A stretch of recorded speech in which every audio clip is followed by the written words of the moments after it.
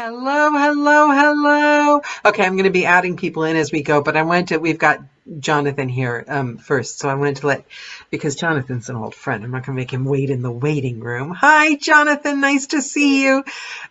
So as people join, we'll be letting them in, but let's launch into this because I've been dying to talk to you, BJ, and I'll tell you why. Okay. BJ is a guest that we'd had on actually a couple of years ago now, I think. And it was one of those, oh my God, you've got to come back. This has been so much fun. And we ran out of time. And it was like the talk hadn't even started. And there were so many things that I wanted to pick your mind about and everything. And we finally got a chance to catch up again. And I'm looking forward to this because, when you have like a busy, weird week and things are grabbing your attention, sometimes you need the grounding of just sitting down with old friends and unpacking the ways of the world. And so I know that I asked you this. I'm going to go over a little old ground for those people that might not know you or might not have seen the first call.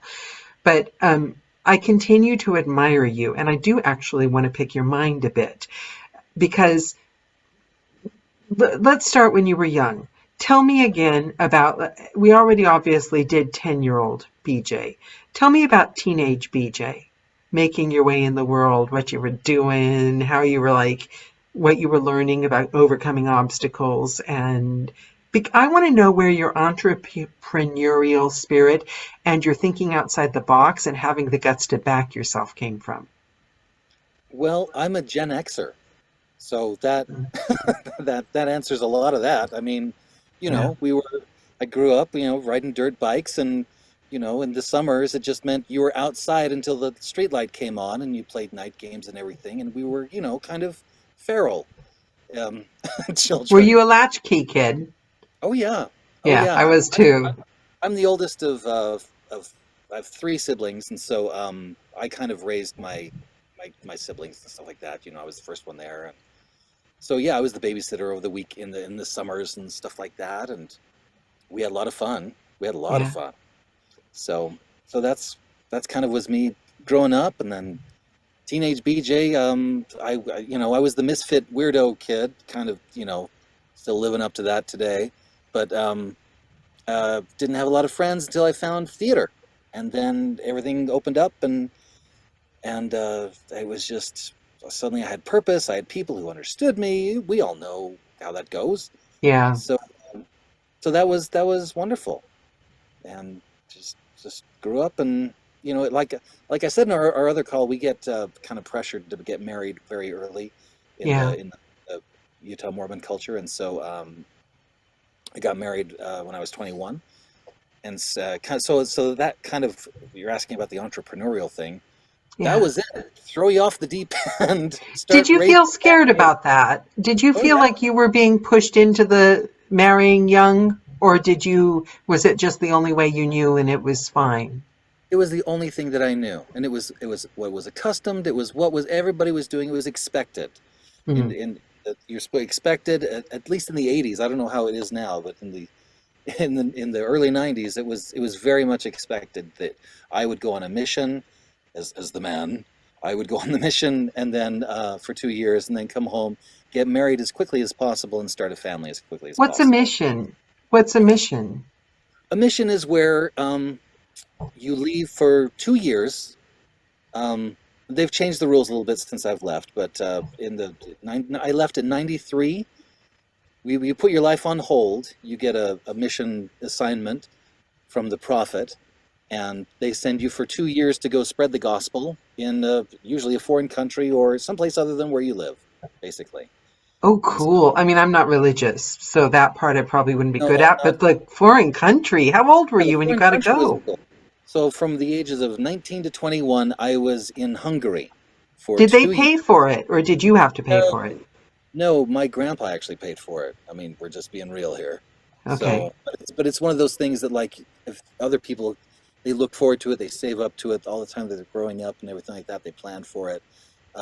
They put their scholarships on hold for it, and then go and do it for 2 years, and then come back and start your life. I It's like a mean, gap year. yeah, it's a yeah. But I Yeah. mean, it's I don't know. It's complicated because I've left the church, and the church is, I have very different feelings about it now, and so it's complicated. Yeah, yeah. And it's easy for me because I think it's easy to look at things from the outside. Hmm. Yeah, because Yeah, you don't have a relationship or obligations or guilt right. or, you know what I mean? It's very strange. I mean, looking at it from the outside in, there are so many things that you just took for granted because, I mean, I grew up in Utah. Everybody in the 90s, everybody I knew practically was Mormon. 98% of the people in my high school, all of my teachers, all of the adults around me. So the things that now that I'm out looking in, like, well, that's obviously like, why did you think that? That's great. But when you're Hmm. in, and that's the bubble that you're in, you trust everybody, and that's what you do. So, But in life in general, because I'm finding in the last few years, and it's been a bit disconcerting, it's things that like I just believed my whole life because like that's the way it is. And one day you realize, oh, wait. Like, do you find that all those stories that you've been kind of told your whole entire life, you kind of wake up, you get to a certain age, and you're like, oh, wait a minute, was that? I think you stop being your parents' kid so much, and you start being and it's older it hits you than people think it is. I think people think when you're 30, you're not your parents' kid, but you still are. Don't you yeah. think?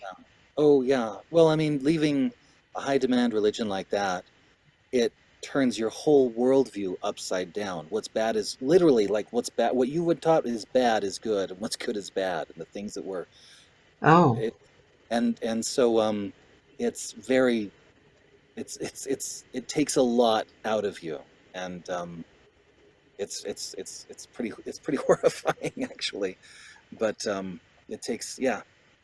but you're the Well, most independent thinker I've ever met, though. The what you've done with that podcast and the way you back yourself and just like, right, I'm going to do this. How did you do that if you were raised in such a disciplined environment and influenced by such large forces in society? How did you find such a strong self-identity? I married well. I married a person at 21 who was in the entertainment industry, and that's all she had ever known. And her dad grew up, being the production designer for the Osmonds and stuff like that. And so it was in Okay. the entertainment industry, but still the Mormon industry. And so she was, that was it. I mean, she opened, I was already in theater, and Scylla was like, no, I don't want to be married to somebody who goes to the same job every day. I don't want to have, I don't want to, she didn't want to be with somebody who was that a linear thinker or a non-creative. She wanted to be married to a creative person. And so she brought whatever was inside of me, like we do with all of our best people. They pull it all, they pull it all out. So that's why there was always this, um, you know, motivation of the more creative you can be, the better. That's what we do. And so that's why I can't. I mean, it is quite possible, as you said, going back. If I continued on just that kind of non-creative look or non-creative lifestyle in the Mormon Church, I probably, without marrying who I did, I probably would have just gone to, been on a whatever I could figure out. I'd sell 1-800 contacts or something like that. I don't know. I would be very different. But because I married who I did and was pointed in that direction, I was able to go in that direction. And There's to not think many about it, people. 21 isn't that young. I mean, I met my husband when I was 25, Yeah. but you know what I mean? 21's not that young, really. Hmm. Like 18, 19, maybe.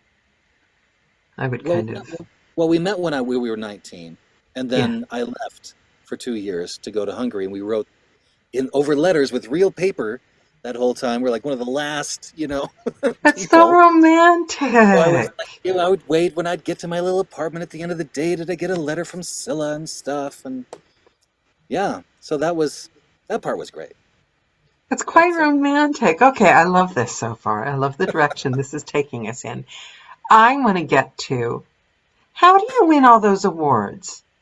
Like, okay, I'm looking at this award thing, right? Okay, so a little bit of background. Can you please, for the benefit of the YouTube audience that might not have watched your first call, can you please walk us through your amazing storytelling podcast and the inception and where it is now?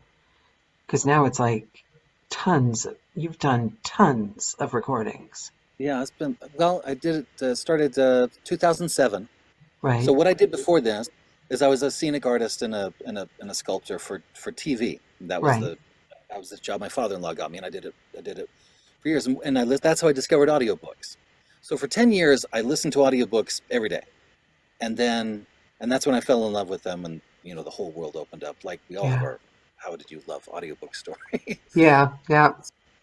And so a buddy of mine told me about podcasting, and so I thought, well, wouldn't this be great? Because I've listened to what audiobooks are, and I wanted to do it. So I started my podcast, and it just happened right at the time when it was about 3 years before ACX. It was before the iPhones. It was like it was just good timing because there wasn't anything really out there like what I was doing. At the time, did you think about going to publishers and trying to go that route as well?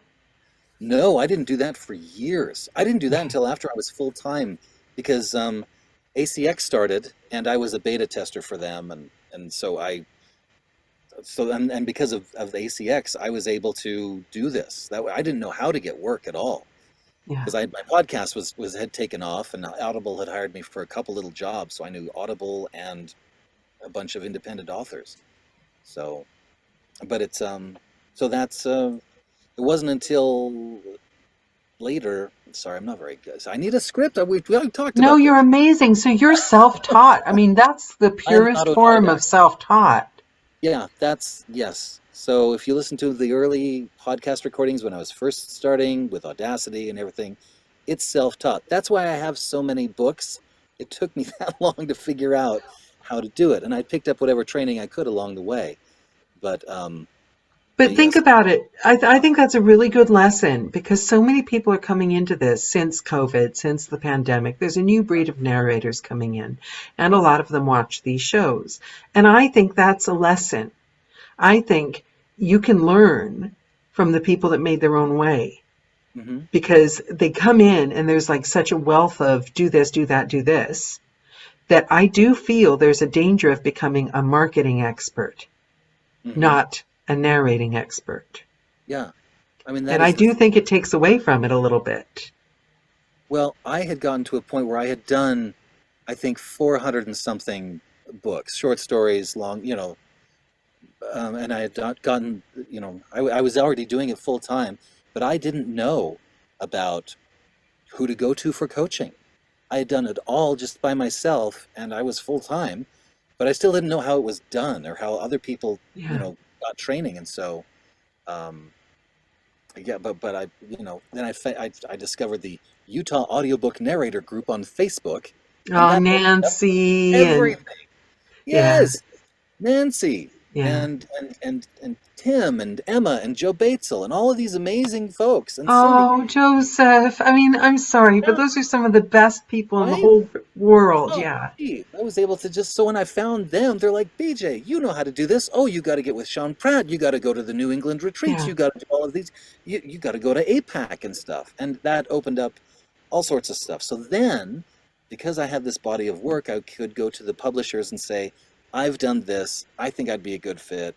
And I was able to kind of make that transition from doing just indie stuff and maybe the occasional Audible project to doing more publisher work. And I still do about half and half.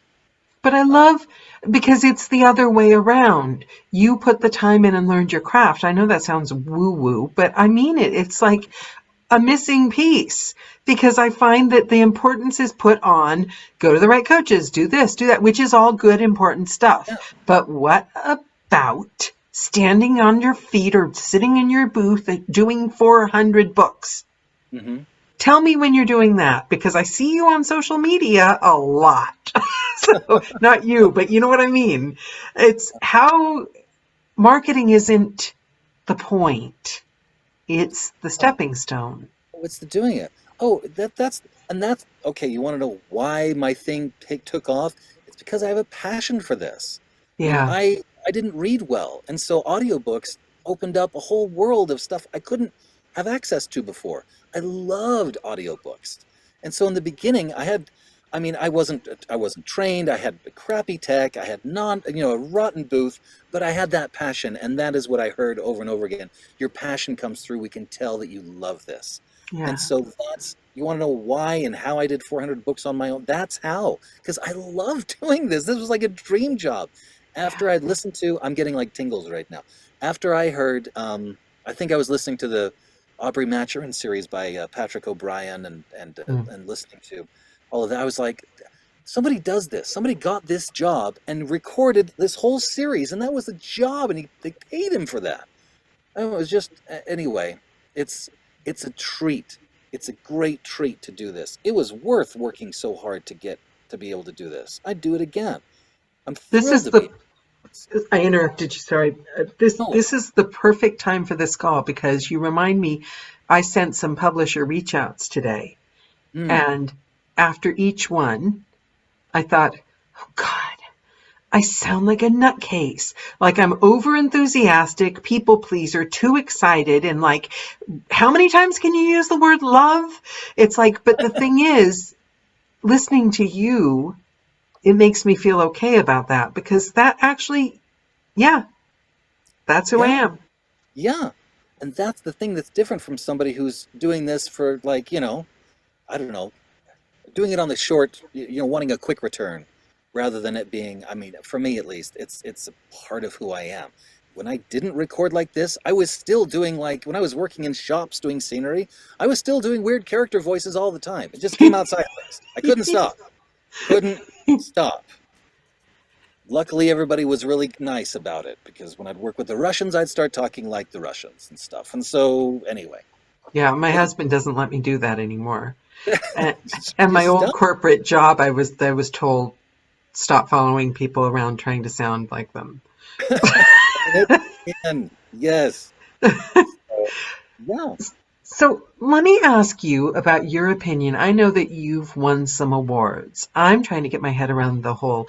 I don't really mean for this interview with BJ to be a Let's Coach Daniela on all her current questions session, but now that I've got you here, so what is it with awards? Did you immediately start? I didn't realize people applied themselves for awards. I just thought I didn't understand what it was. I think I've missed the game now because like now it's like professional kind of like you know what, how do you do the award thing? Why do you do the award thing? How do you feel about doing the award thing? What have you won? I'm so excited for you. And did you win on public domain or podcast books or just publisher books? Is that enough questions? That's awesome. That's great. I hope I won't remember them all. I'm telling you It's now. okay. I'll remind But you. as far as it comes, I just heard Johnny Heller and Sean Pratt were on Facebook, and Johnny Heller just barely said like 2 hours ago, in this industry, you need to make your own opportunities, and there's no shame in that, and that's what I've done the whole time. Is make your own opportunities. None of the awards I've received were presented by publishers or anything like that. It's all stuff that was in the public domain. I went and I looked and saw what was out there. I mean, I'm doing this constantly because I'm always trying to find good stuff for my podcast. Um, so I'm always combing the public domain for stuff that I like. These are the books that I like to You're read anyway. getting awards on public domain books? Like, I didn't know that was even a thing. I thought they would just ignore a public domain book because it's not like a new, hot, sexy book. Well, it's not new. It can be hot and well, it's I did Frankenstein, not hot, there maybe you go. sexy. Yeah. But I mean, yeah. I mean, though again, my passion comes through because I love the classics. Mhm. But yeah, I've received an independent audiobook award for Scaramouche by Raphael Sabatini, and Wow. and my podcast has won a couple awards just podcast awards, a W3 and a Sovus award. Well, that's a given. That I would assume. I And mean, have then you seen your podcast? Of course, it's won awards. well, I mean, it's just what I do now. It's just this, and then It's I wonder. slick and it's professional and it's consistent and it's been here for years and it's good quality and every single bit of it is refined. There's nothing like slap hazard. I've just got to get it in on schedule. Every single bit of it has taken attention and detail and passion. I cannot understand how you've kept it up so long because there's nothing else like that out there. No podcast. I can't think of one podcast at all with that much attention that survived that long and continued at that level of quality. And I'll put Well, the link in case anyone wants to see what we're talking about, I'll put the link in the about section if you're watching this video. straight up blushing. That is so nice of you. Oh my gosh. I can't be the first one. It's well-respected podcast. So Oh, I well, think that. you're in the middle of it, so maybe you don't Oh, realize what it. I don't. I know that I don't, and I see that I don't. This is just what I do. I do the best that I can every week. And just Yeah. do the best I can all the time. And so, I mean, that's what I got. It's just, again, a mix of a lot of really kooky things where I'm also an artist, where I can do the artwork for it, and so I can also do, Anyway, yeah, it's just I love it. Jonathan says he's just been asked to do a French character in Scaramouche 15 minutes ago. Oh, there you go. So for the awards, before you submit yourself, can you tell that I'm getting up the nerve to submit myself for the Yes, first time? I've you never should. done it. Do Don't.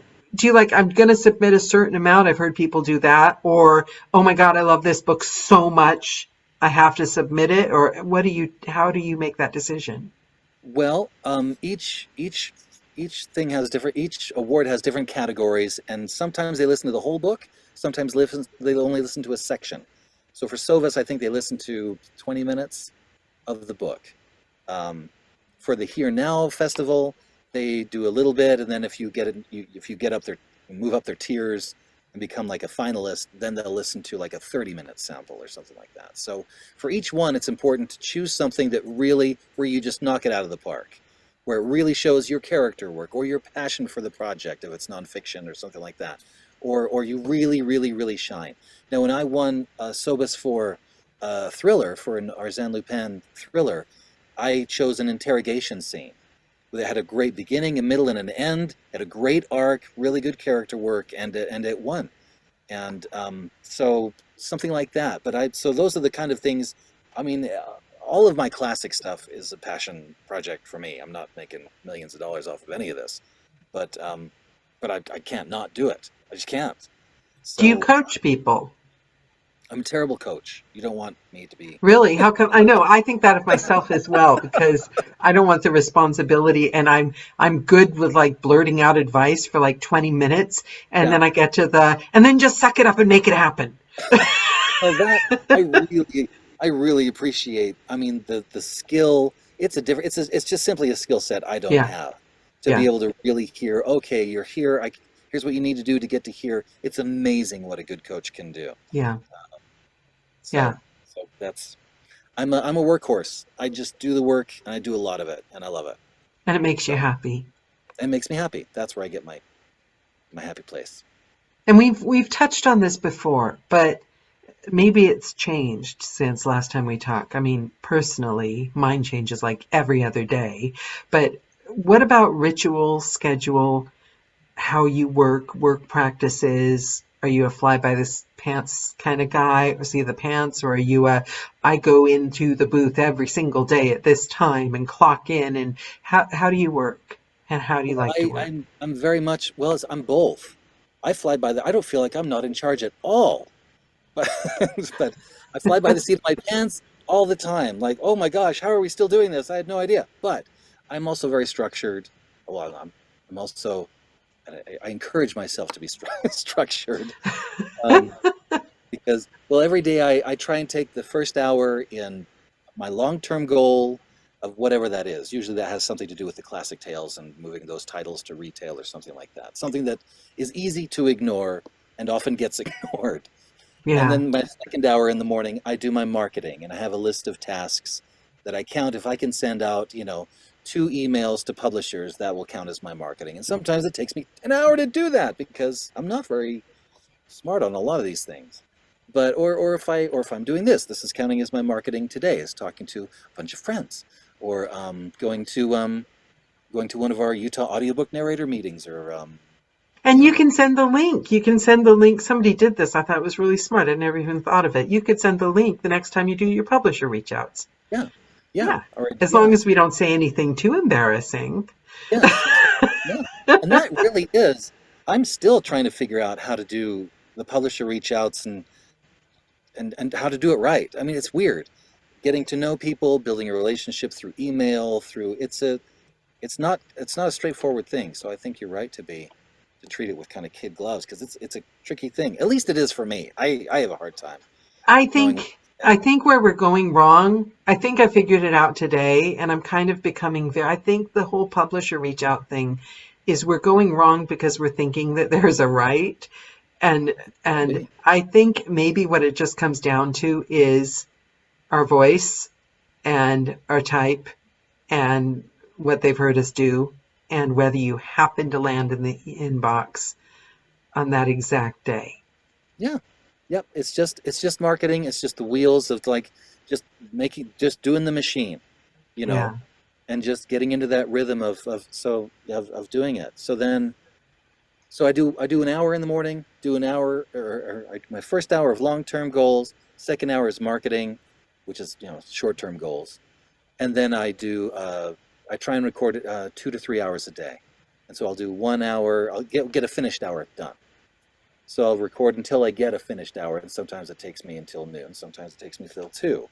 Um, and then I'll have lunch, and I'll do my second one in the afternoon, and then I have a big break, and then if I need to do another one, I'll do another one late at night from like 9 to 11 or something like that. Yeah, see, I hate that. And I set myself up and I realized the other day, I always think that tomorrow, I think this comes from years of dieting. I think Mhm. tomorrow I'm going to wake up a different person. Tomorrow I'm going to wake up like on top of it and not feeling tired or worried or, whatever. Tomorrow Yeah. I'm going to be. And so I plan my whole life for tomorrow, girl. And she never shows up. So I tell myself 60 minutes of finished minutes a day. And then Great. the next day, I wake up and I'm not tomorrow girl. I'm yesterday girl. And I just want to sleep and do my admin. And I'll just, I'll start Mhm. tomorrow. I do that for the first 3 days of every book. And then I'm on 2 to 3 hours finished a day. You have to, or you won't meet the deadline. Mhm. you Yep. know, Yep. realism being realistic isn't easy. It's a trick to, schedule these for. I mean, life happens. Yeah. Tech stuff happens and things happen, so it's just tricky to. I'm I can do 3 a day for a week if I need to, but I don't like to. I You try to start to keep. hate your life. Well, you don't have a life. That Yeah. that is your life. Yeah. And Yeah. it's just not as, for me at least, it's not as sustainable. Some people can do crazy amounts, but that's so to be able to stretch and go that far, but really aim for around 2.5 a day is great.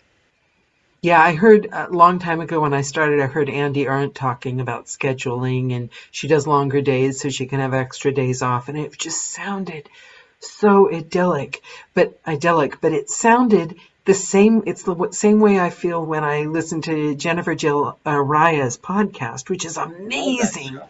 Love Yeah, her. I do Yes. too. And I have not yet, I've got that book on money and I've read the first like 3 pages because it's like there are so many things that like you kind of know the way you should do things, Oh yeah. Oh yeah. but you But don't. but then you don't. Yeah. Yeah, that was one thing when I was doing Sean Pratt's course, and also it reminded me when I took some training from my agent, that, like, all of the stuff that they're saying, it's not new. It's not groundbreakingly new. This Yeah, information is out there, but nobody does it because it's hard to do. It's not fun yeah, to do. yeah. So that's when I get that resistive feeling, I'm like, that's okay. This is what they're talking about. It's like, This is the thing that separates people who can really do it from people who, starving artist kind of thing. No, I don't. I gotta say though, I think we can all really do it, but we have to find our way. Like Yeah. there was a book about rituals that writers had that I've never forgotten. I just loved it. And one famous writer would like every day before she wrote, she would sit in her bed with like 50 Marlboros and scotch or some like decadent booze and some I can't remember the name of it, and some specific brand of chocolate. And she would have to sit in there and have all those things, and then she would write these like amazing things. And I want to do that. I want to find my special Daniela way that. But so your books that are on your podcast, do you also put them on Audible? Yes, I try to. As you know, with your backlog of stuff, the work Yeah. piles up. So yes, I do. I have my own kind of little publisher channel that I do, my own contract with them. So whatever goes from my podcast goes onto Audible and through Find a Way and through yeah, it's like a few other ones. So yep, that's what I do. That's been my business Does model. that take a lot of extra time and focus, the distribution side of things? It does. That's why it doesn't get done. Yeah, it feels like it'd be It really backs up. time consuming. I've got hundreds of titles that are in limbo. They're just no they're because they're not going to make a ton of money on Audible and retail. They're short stories, but and for every one I have to do all of the artwork. I have to make sure that they're formatted correctly, yeah. There's a But ton if of they're hundreds and they sell one copy, that's exactly. still That's the other side. hundreds. So yep. So I've just been chipping away at that for years. What about Now, outsourcing? Have you ever considered? Because you could hire someone as a bulk project to just knock through all your back files and yeah, they could I do it tried that. easily. I tried that and it didn't work out. Really? Oh, I like hearing that because like everyone always says outsourcing and I don't want to do it because it feels like hard to hand over stuff. Tell me why it didn't work so that I Uh, feel justified in not taking the step. oh well, I don't want to discourage anybody from outsourcing. That's everything you can. Yes, outsource. I mean, but also, I mean, I do my own mixing, for example, because I don't want to outsource that because that's money. I don't want to, That's, I can yeah. learn to do it. That's why I did. Um, so yes, outsource everything that makes sense. But it didn't work out because it was so complicated for me to say, okay, here's all of the specs that I need. I need it to be exactly like this, and I need Yeah. it, you know, it was just it became cost prohibitive. Like to And then it's actually have, just easier to do it yourself. it's just easier to just do it myself. Yeah. So, had are the awards a recent change in your career, or have you been doing them the entire time? Um, it's about the time it started about the time I started taking training from Sean Pratt and all the others, and kind of made that switch to looking for publisher work. Um, Basically because I didn't know they existed, just like everything else. It's part of the learning how the business works now, rather than what I thought. So I love that. And do you feel different in your career? Does it feel like like you validated yourself a little bit by backing yourself and putting yourself forward? Because you put your head above the parapet every time you do something like that. Does it feel good? Has it changed? Are you a different narrator now than you were before? Not just as in technical craft skill, but as in your mindset? How would you say you've changed now that you've started with the business marketing side of things as well as the craft from what you were before? well, for me, it was just knowing the target. You know, it's just realizing, oh, like that, because I would try. I was always putting my head up there. That's what I do all the time is try things that don't work. I fail all the time.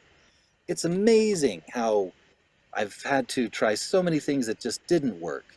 Um, so it was great to go, oh, you mean I can just do it like this? And that opened up everything. So as far as me personally, yeah, it's validating. It's wonderful to be able to, oh, it's incredible Yeah. honor to be able to say award-winning anything. Yeah. Um, but as far as me being different, it's just like, I mean, it's been great for the marketing. It's been good and helpful, but as far as it probably has fed into my ego too much because I've always got to keep that in check. Yeah. Um, Well, this job, it's easy to keep that in check. well, but it's also tricky because we are in such a box. We don't know how we're coming across. I don't know Yeah. how, I'm presenting myself. I have problems with that anyway. So I'm,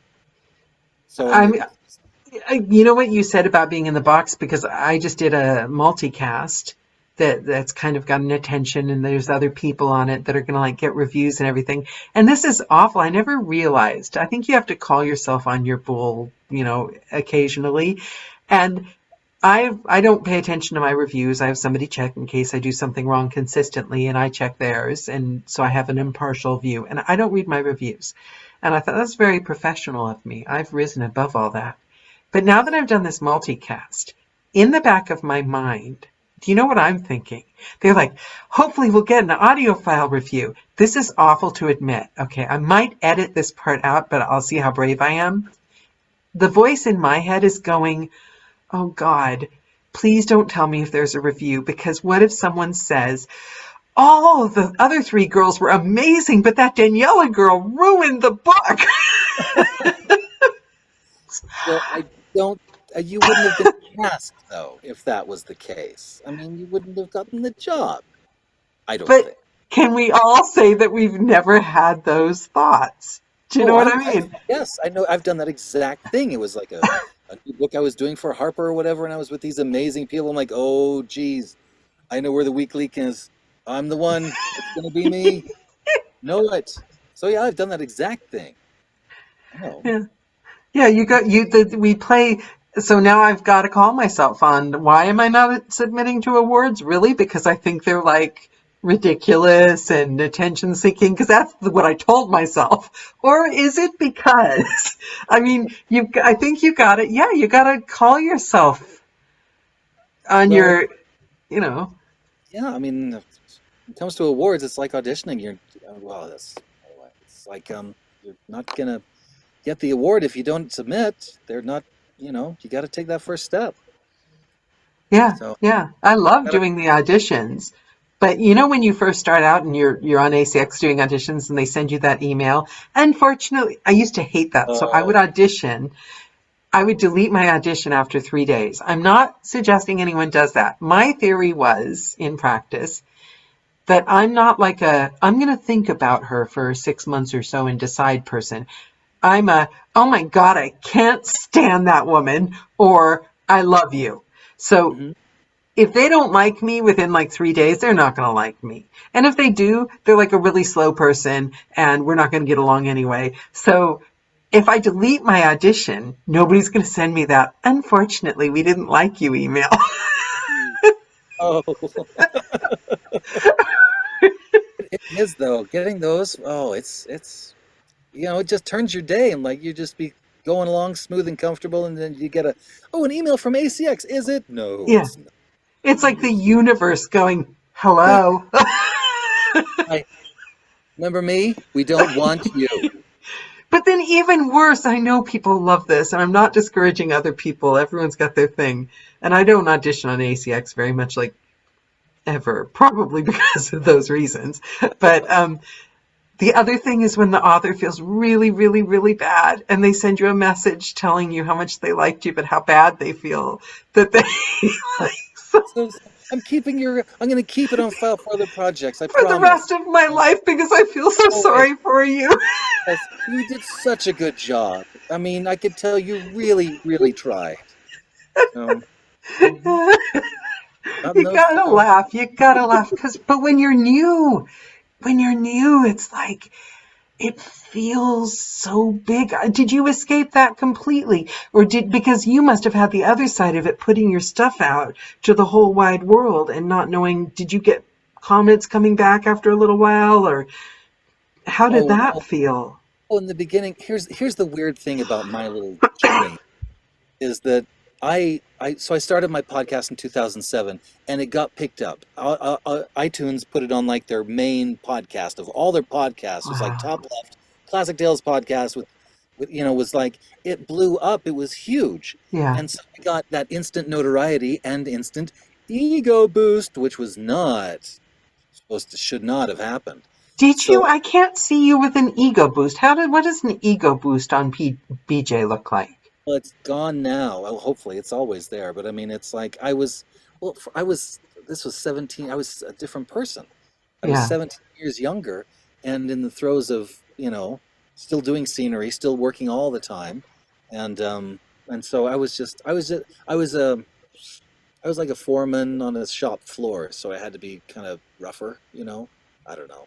So you I, were like, I'm the big kahuna now. I was, yes, yes. Well, I got all this stuff. I mean, those like, you so don't know what you're doing. You are a little boy in this industry, pal. But so that was, so anyway, I don't know where we're going with this, but that's so my, as far as that's been my journey, is like managing that and realizing and getting rid of bad habits and learning how to look at myself and getting rid of the ego and getting rid of the stuff. And because there's the other side of that, where like when your ego's so big and then you get those rejection letters, oh, that's it. It's all over. It just hurts so badly because you're kind of this fake person, that you've built up. And so That's it's like they just, didn't get the memo. Like, do you know who I don't you am? know who I am? Oh, yeah. So that's been my journey, is learning how to be a more round, better, kinder person rather than thinking I knew all the answers. And But do you not think that that's everyone's journey? Because even for those of us that play small, if you play small or humble or deflect it or tell yourself you're not good enough, you're still going on about you. And yeah, you're not seeing the big picture, because we're artists and we feel like the world's looking at us, and they are, or they're not. They're never looking at us enough, and they're always looking at us too much. yeah. That's the whole thing, is nuance. I mean, Yeah. and coming from my background of the Mormon faith, it's much. I mean, black and white thinking is one of the things they teach you, and so learning that there is nuance in so much stuff was also hidden from me. I didn't know how to do that. I didn't see how to, because we have to have some sort of ego. We have to believe in ourselves to some point, or we wouldn't do it. We have to have something that says you are enough. Put that out there. Try that audition. Put that book out there. We have to have a certain element of that can do, and you're worth it, and have that ego. But we can't let it get out of control. And I didn't know what that looked like because I didn't know anybody who, you know, Yeah. in this world of black and white, there's It good guys comes and bad with experience as well. And do you know what? I promise I'm not going to bring this up on every single call. I swear I won't. But I've recently started doing virtual reality meditation, which has changed my life. Completely changed my guys. life. We don't want to get me started on it. Believe me, we really don't want to get me started on it. But you reminded me of something, because there's a game in one of them. There's an app called Trip. And you know those kaleidoscopes you have when you're a Yeah, kid and you turn, so you're in one of those and you feel like you're on like a Disney ride, and it's taking you through this kaleidoscope, and she's talking you through a meditation, right? right. But the thing about it is, and I realize that's what she's trying to teach you, and every single one, you come to a point where you need to catch the coin, and the coins come in through all these like kind of like boulders that are coming at you. And there's not like a game. It's like it's like a Disneyland ride. It's the best I can explain it. But what she says when you're catching the coin is learn to look for the good in between the obstacles. Oh, this is And amazing. your brain is literally manually Yeah, looking for the good and avoid, and she says in most of them, you're learning to stay calm while all the other things are coming at you, and paying attention to the good and steering your way that way. And it's like, if I wasn't like distracted by all the pretty colors, I wouldn't pay attention to that lesson, right? But because of the pretty colors, I stay for the lesson. But I love that because that's subtlety, isn't it? That's nuance. That's what we need as artists.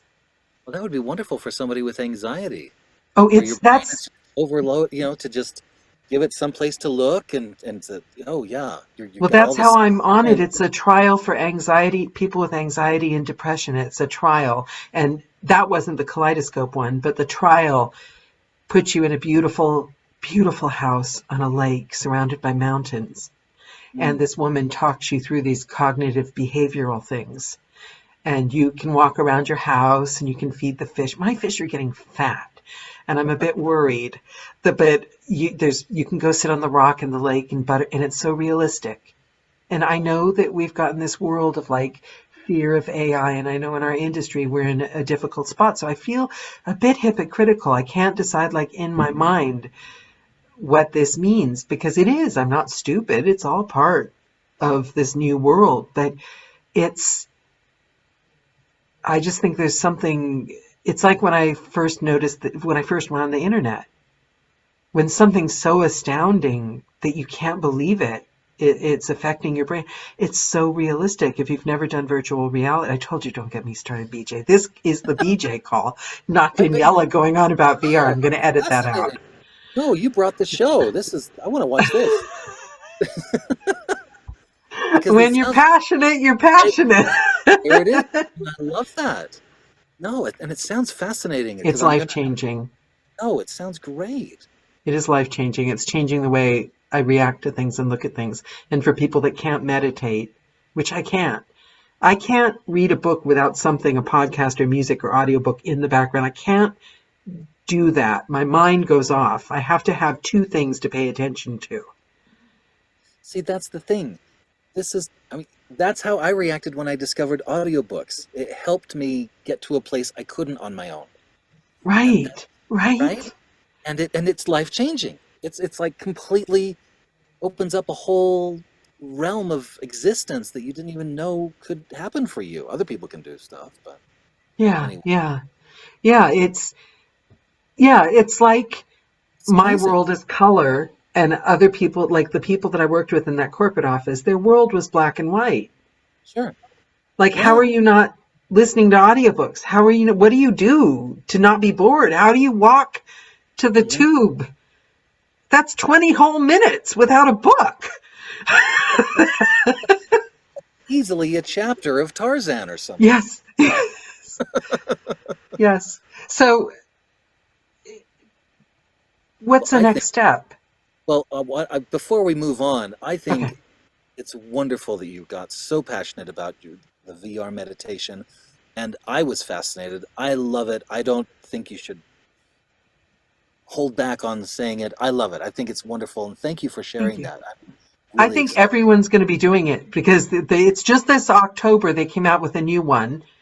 I returned that one because it was too heavy, but it's next level. Like I was sitting on my couch and a hole opened up in my ceiling. It mixes your reality with virtual reality, and a hole opened up in my ceiling, and these weird animals came down and attacked me. I didn't like that part. I'm not That into all that. But it, you go on Netflix and you're sitting in like this like posh living room, and it's a wall to wall cinema. wow. It's a trip. It's the world. I think everyone's going to be using it in a few years. Well, I love that. It's a new invention, new, Yeah. it's a new thing that helps people. I Yeah. love. Yeah. The meditation's amazing. Next steps. Like, where are you looking in the distance down the road? What are you looking at? What are you excited about? What are you thinking about? Well, I don't know if I've got more ideas that might fail. That's what I'm excited about. But Uh, failure is the route to success, they always say, that you got to fail yourself to the yeah, top. I have a thing that I've trademarked called audio bookmarks, where it's a physical bookmark, but if you have, and you just have QR codes that you listen to the audiobook. It's like if you want an audiobook, here's a bookmark. It contains the audiobook. If you have a cell, if How you have does a, that work? I don't understand that. I'll get. Just one second. Yeah, I don't understand how that works. So this is the one I made for Treasure Island. Okay. It's a bookmark. So if you have a copy of Treasure Island and you want to follow along, and you have a smartphone, you just take this, click, and it starts reading for you. And then when it gets to the end, this guides you through the book. Where is it pulling it from? Your podcast or Audible? This connects to SoundCloud. It's what I made. So Really? I broke the book up into, what is this, 7 parts, and made corresponding parts on SoundCloud, which is like an established thing most everybody has. So if you just click the QR code, it'll take you to this section of the audiobook. How technical do you have to be to figure out? That is amazing. If you just have a smartphone and it senses, your camera can sense a QR code. You want to go here and it'll take you to it and play it for you. No, but I mean for you to create that. Oh gosh, it's me doing it, Daniela. It's not that hard. I mean, so is that so? But I've heard, because I don't know anything about QR codes, so I've heard that narrators would take QR codes on their business card or something to APAC. Yeah, and then you can you can just take your smartphone and just open your camera app, and your camera will recognize, oh, it's a QR code. Do you want to go to this web address? Then you tap it. Okay, so I want a QR code to something. I think that's really cool. Well, so anyway, that's learn about the future. That's one thing I've come up with. You could create that for other narrators. People would pay you a fortune to do that. I could do it with other narrators. I could do it with, like, if I could offer it as a product, if I record a book for an author and say, while you're sitting down doing signings, oh, and by the way, here's the audiobook and an audiobook. That's brilliant. That's really brilliant. Have you tried it yet? Well, there's only so much time in the day. Yeah, there's that. Because I just started something that didn't work out. I tried to do vintage episodes for my podcast, where I did some of the other ones and released them now, but I just don't have enough time. There's just not enough time. Yeah. So yes, so you see it. It could be a whole business. I think it's a business waiting. I think that's brilliant. You could make a website for it. You could start marketing it on. So I think it's brilliant. But yeah, time. The time. I mean, I've also played around with doing a similar kind of thing, but embedding the QR code in the printed book. So you give somebody a printed book, and it also contains the audiobook embedded in it. So at the top of each chapter, they can just go click and listen. Next chapter, click and listen. Anyway. That's kind of cool. I mean, see, that's the thing, though. All these ideas, time is the graveyard they go to die in. Yeah. I mean, I'm doing all I can to make a full living as an audiobook narrator. You have to produce so much. It just takes a lot of time. And stuff like this, I can't outsource. At least I can't figure out how to outsource it. Yeah. Anyway, just so that I'm just doing more. What about personal goals? Do you have any? Wake up early, not eat junk food? Do you have anything you like, self-improvement things you want to do? I really should start exercising. I mean, I know that's like the thing to go to, but when we have a job where, I mean, this is my reading book, my reading chair. It's not a book. That's not a book. It's a chair. But that's what I do for my job. I lay down, I recline and read, and when that tuckers me out, I go have a nap. This is not a healthy situation. So, I don't know, I got to do something. It's healthier than standing recording. I fractured my knee and still had to finish a book, and I regretted the fact that I don't sit recording. My booth's not set up for it now. Oh, that's why I put this out, because all those years working construction, I just beat the heck out of my body. It's very hard for me to stand up and just read, because the tension creeps in with the pain. But what about muscle memory? From all the construction, do you not think that you're probably fitter than most people without doing anything because you've got muscle memory? I think you're right, and I've run that train to the ground. I think it's starting to catch up with me. Yes, and for a long time, I thought that too. But staring 50 in the face, and it's not a pretty sight. It's not. So, Yeah, get those walks. yeah, Seriously, it's I just got to move. So maybe I'll just start cleaning the garage more or something. yeah. Or you can do. I had a fellow narrator. It was sounded like a great idea. I lasted 5 minutes, but they would take a break every chapter and make themselves do like 10 squats Mm-hmm. and 10 Yeah, push-ups. I have a Yeah, kettlebell right here, like right here, yeah, and that I've played around with that too. Like at every break, at every half hour finished audio or whatever, I do just one little cute little set. Yeah. Oh, there's all sorts of things I could do, yeah. but See, that's how I am. That's how I am. And also, do you not find that just the basic kind of like I can't even understand how I used to have a job and leave the house and my commute was like an hour each way. And like, I mean, in the end, it was a 3 hour commute each way. And still somehow I got to work and I yeah, like now I try to, it's one or the other. I either cook the dinner or I work or I take a walk. I can't yeah, seem to do, yeah. you know, I think personally, I think COVID, at least for me, did a lot to rewire my brain in that. I used to be able to just do a lot more during the day. And yeah. I think COVID going through all of that we all went through and everything else that had happened, in the world, that was a hard time. And for me, I noticed I can do less than I used to be more productive. Everyone I know says that they can do less. I think you're right. Do you think it's because we're all suffering collective like a come down like from all the stress? I don't know. I don't think the stress helped. I mean, that was a Yeah. crazy time. And that was a lot. That was a lot. And for people who had stuff on top of that were still dealing with it, people with anxiety. I mean, I know folks who well, this proves my worst fear, the pandemic. I knew this would happen, and here it is.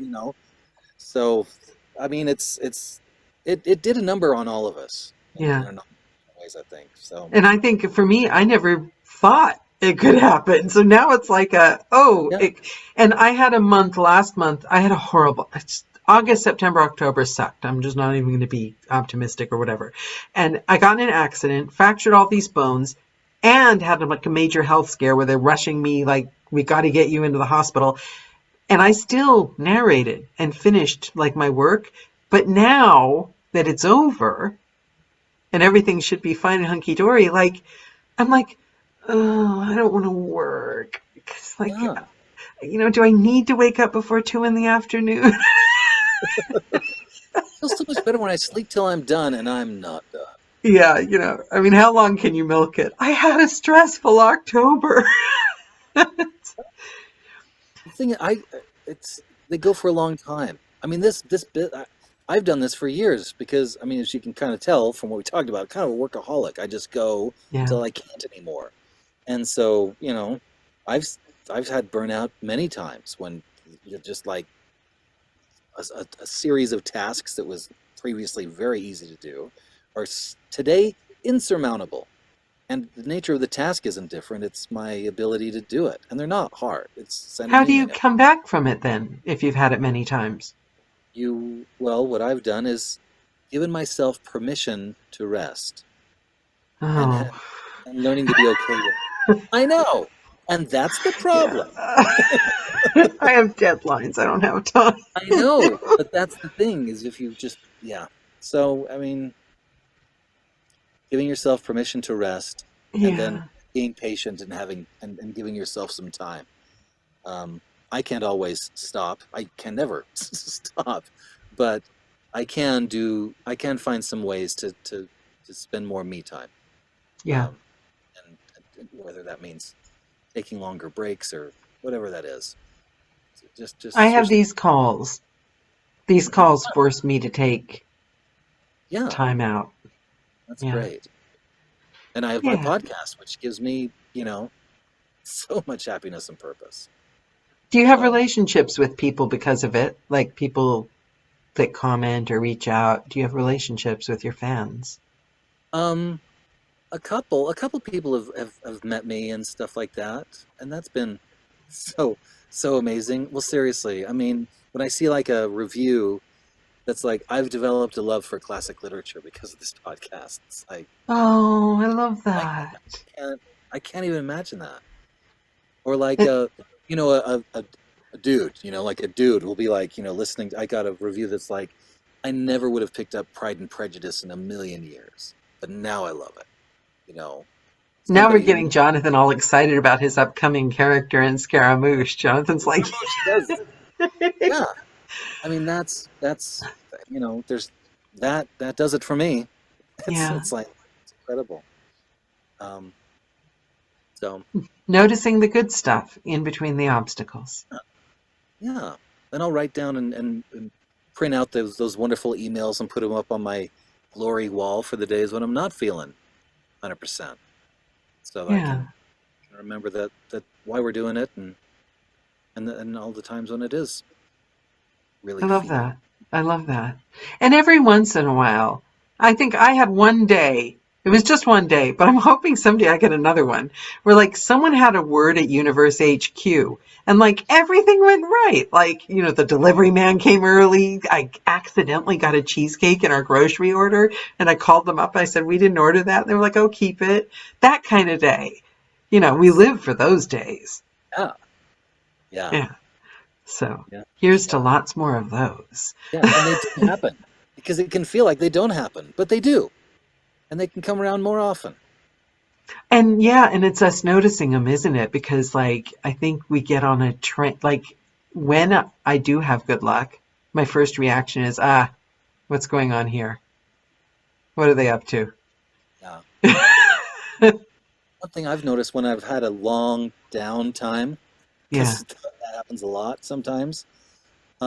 I've just done this so long, I've recognized that like it's a pattern and a cycle, and so I actually, when I'm really low, I realize, oh, that means it's going to pick up because yeah. it's about to turn. I'm just right about there, so and it helps. It helps, soften the That's the blow. game changer. Because when you're new and you go through those moments and you start Yeah. frantically trying to get work, Mhm. and then you accept all the low hanging fruit, and then Yeah. all the jobs come in, but you've already said yes to the low hanging fruit.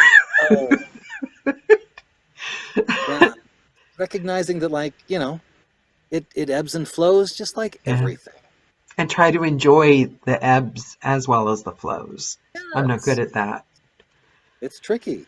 Yeah. Yeah. Yeah. Okay. I need, please, BJ. I can't believe this went so fast. Um, I need famous last words for the Famous YouTube last. audience that are going to be watching this in the next 60, 70, 80 years and probably through their virtual reality headsets if I've called it right. What, if anything, would you like them to take away from this call? Oh, Would you like geez. to leave them with? What?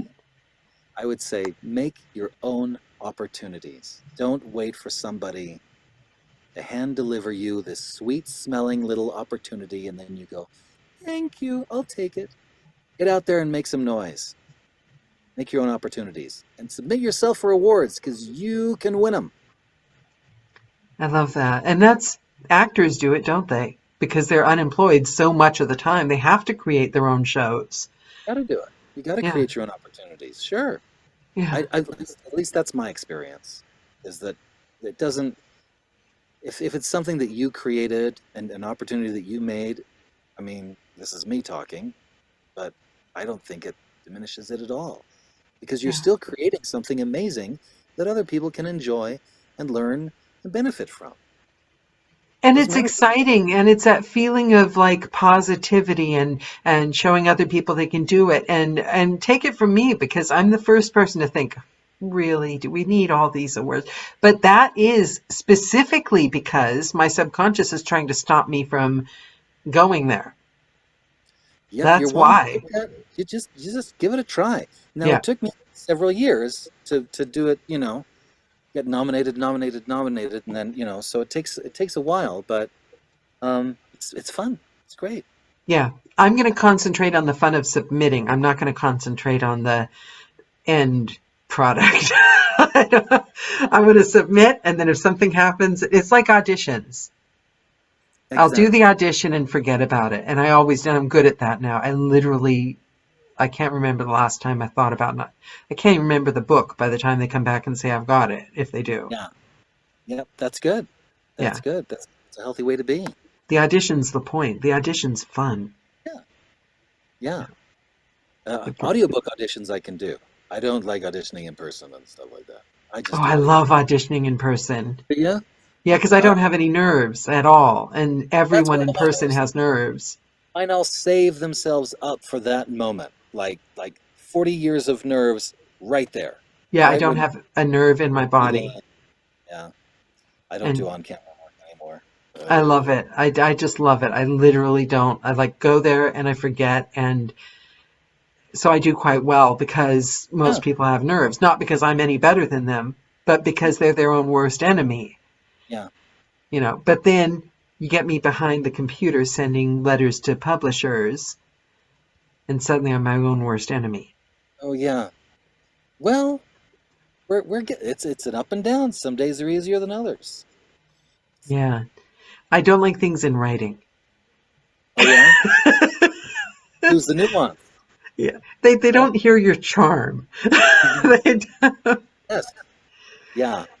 Yeah. Yep. Yep. Mm. BJ, this was such a lovely, lovely time. I am going Oh. to be chasing you in another 2 years if Cup of Joe is still around, because I Oh. want to hear about the next marvelous, wonderful things you're doing. And you've inspired me. You really have. And the thing about it is, you see, I mean, you might be manically depressive and miserable all the time, but it feels like you're a happy person. It does. And people want to be around happy people because we want some of that energy. Well, thank you.